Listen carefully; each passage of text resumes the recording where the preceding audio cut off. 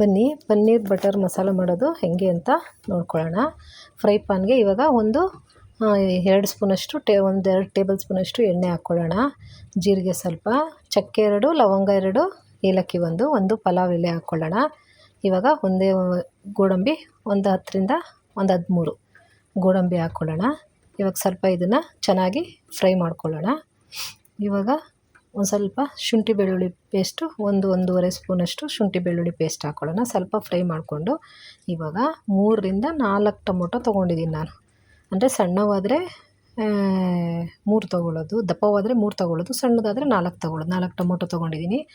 ಇದನ್ನು ಹಾಕ್ಕೊಂಡು ಇವಾಗ ಚೆನ್ನಾಗಿ ಸ್ಮೂತ್ ಆಗುವಷ್ಟು ಫ್ರೈ ಮಾಡ್ಕೊಳ್ಳೋಣ. ಅದಕ್ಕೆ ಸ್ವಲ್ಪ ಕಸ್ತೂರಿ ಮೇಥಿ ಹಾಕ್ಕೊಂಡಿದ್ದೀನಿ.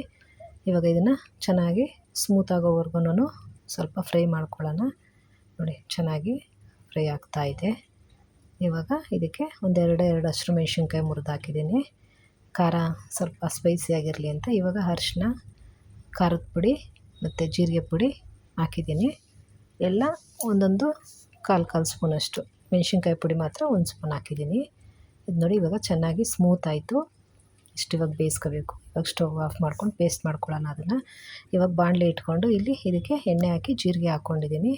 ಇದಕ್ಕೆ ಸ್ವಲ್ಪ ಶುಂಠಿ ಬೆಳ್ಳುಳ್ಳಿ ಪೇಸ್ಟ್ ಹಾಕ್ಕೊಂಡಿದ್ದೀನಿ. ಸ್ವಲ್ಪ ಶುಂಠಿ ಬೆಳ್ಳುಳ್ಳಿ ಪೇಸ್ಟ್ ಹಾಕ್ಕೊಂಡಿದ್ದೀನಿ. ಇವಾಗ ಇದನ್ನು ಚೆನ್ನಾಗಿ ಫ್ರೈ ಮಾಡ್ಕೊಳ್ಳೋಣ. ಇದೇನು ರುಬ್ಬಿದ್ದೆ ಮಸಾಲ, ಈ ಮಸಾಲ ಹಾಕ್ಕೊಂಡು ಚೆನ್ನಾಗಿ ಇದನ್ನು ಮಿಕ್ಸ್ ಮಾಡ್ಕೊಳ್ಳೋಣ. ಚೆನ್ನಾಗಿ ಮಿಕ್ಸ್ ಮಾಡಿಕೊಂಡು ಕುದಿಸ್ಕೊಳ್ಳೋಣ. ಇವಾಗ ರುಚಿಗೆ ಎಷ್ಟು ಬೇಕೋ ಅಷ್ಟು ಉಪ್ಪು ಹಾಕ್ಕೊಳ್ಳೋಣ. ಉಪ್ಪು ಹಾಕ್ಕೊಂಡು ಇದು ಚೆನ್ನಾಗಿ ಕುದಿಸ್ಕೊಳ್ಳೋಣ. ಇವಾಗ ಇದಕ್ಕೆ ಸ್ವಲ್ಪ ಬೆಣ್ಣೆ ಹಾಕಿದ್ದೀನಿ ಮತ್ತು ಪನ್ನೀರ್ ಹಾಕಿದ್ದೀನಿ. ಇವಾಗ ಸ್ವಲ್ಪ ಕಸ್ತೂರಿ ಮೇಥಿ ಇದನ್ನು ಹಾಕ್ಕೊಳ್ಳೋಣ. ಫೈನಲಿ ಬಂದು ಇವಾಗ ಫ್ರೆಶ್ ಕ್ರೀಮ್ ಹಾಕ್ಕೊಂಡಿದ್ದೀನಿ. ನೆಕ್ಸ್ಟು ಇವಾಗ ಕೊತ್ತಂಬರಿ ಹಾಕ್ಕೊಂಡಿದ್ದೀನಿ.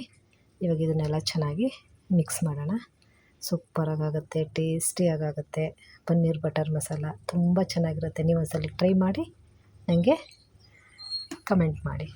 ನೋಡಿ ತುಂಬ ಚೆನ್ನಾಗಿದೆ, ತುಂಬ ಟೇಸ್ಟಿಯಾಗಿರುತ್ತೆ.